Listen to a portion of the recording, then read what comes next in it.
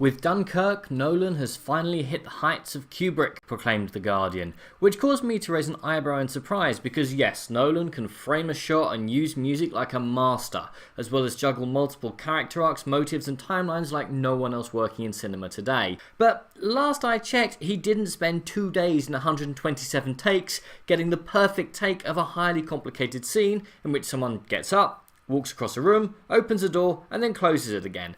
And I'm pretty sure that Kubrick's characters actually talked like human beings with lives and dreams and actually did things like romance and had what we humans call a sense of humour. Yeah, that's the one thing that's holding me back from joining every other critic in worshipping at the altar of Nolan. It's the fact that his characters don't talk to each other. They make speeches and spout exposition dialogue, but they don't talk. Happily though, Nolan has gotten around this eternal sticking point by making Dunkirk an almost silent movie. To my mind, he could have made it completely silent and the film wouldn't have suffered in any way, shape or form. Would I have missed any of Tom Hardy, naturally with half his face covered, 10 lines? Nope. But back to Dunkirk, which until the fall of Singapore in 1942 was widely viewed as the worst defeat in British military history. And it's a relatively simple story. 400,000 British troops are trapped on a beach at Dunkirk like fish in a barrel, until they're rescued by a flotilla of more than 850 fishing boats, allegedly summoned by Sir Francis Drake's drum, which according to legend can be heard to beat at times when England is at war or significant national events take place. The boats worked for a solid week to carry troops back to safety in England. It's a very simple story told from 3 points of view with 3 different timelines. The army story, starring Harry Styles, who's actually kind of awesome, is set over a week on the beaches of Dunkirk. Mark Rylance is sailing towards Dunkirk on his small boat to save as many soldiers as he can over the course of a day, and Tom Hardy is flying a Spitfire with seemingly unlimited ammunition, trying to provide what cover he can with an ever-dwindling amount of fuel. And if it seems like I've forgotten a few nationalities, I haven't. They're simply not in the film. The Germans are never seen because the troops on the beach wouldn't have seen them.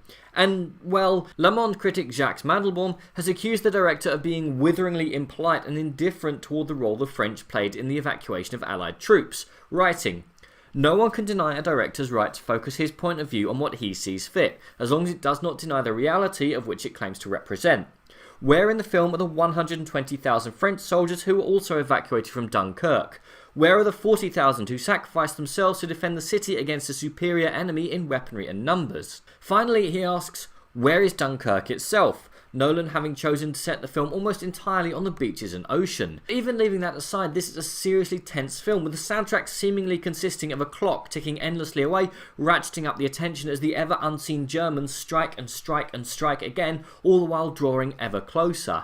But this is a tense masterpiece telling a story that hasn't been seen properly on the big screen since 1958. And whilst I would say this is a good telling of the tale, I was more affected by the single 5-minute tracking shot in Downton Abbey style rom-com Atonement than I was by this 106-minute, $150 million film. That showed officers shooting horses and destroying jeeps, troops trying to scrape some enjoyment out of a hopeless situation, people getting drunk and a few preparing for the hopeless last siege, none of which was in Dunkirk. It's too clean, held back by its 12A rating when a 15 would have allowed for a greater examination of the human cost at Dunkirk. This film is 3 short stories dancing together, which is fine, it works, and it has some tense moments, and I get why the characters are pretty interchangeable and mostly nameless, and it does work on so many levels, but it's just missing that certain something. I would have scrapped the Air Force storyline, it's pretty pointless anyway, and kept the focus on the land and the sea. Made the film a 15 and really shown what it was like at Dunkirk. Instead, this feels somewhat sanitized. Look, this is not a bad film. Nolan doesn't make bad films.